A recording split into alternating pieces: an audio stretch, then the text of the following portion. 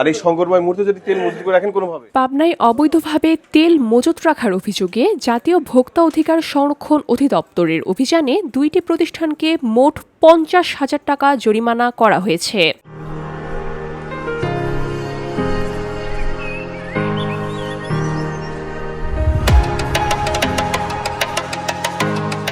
শুক্রবার সকালে সাঁথিয়া উপজেলার পূর্ব বনগ্রাম বাজার এবং চীনাখড়া বাজারে বাজার অভিযান পরিচালনা করা হয়। অভিযানের নেতৃত্ব দেন জাতীয় ভোক্তা অধিকার সংরক্ষণ অধিদপ্তর পাবনার সহকারী পরিচালক মাহমুদ হাসান রনি। অভিযান চলাকালে সাঁথিয়া উপজেলা পূর্ব বনগ্রাম বাজারে আজিমুদ্দিনের তেলের দোকানে অবৈধভাবে তেল মজুত রাখার অভিযোগে 30,000 টাকা জরিমানা করা হয়। একই দিনে সুজানগর উপজেলার চীনাখড়া বাজারে মেরসাস নামে একটি প্রতিষ্ঠানকে 20,000 টাকা জরিমানা করা হয়। এ সময় অবৈধভাবে মজুত রাখা তেল জব্দ করে তা সরকারি নির্ধারিত মূল্যে বিক্রি করা হয়।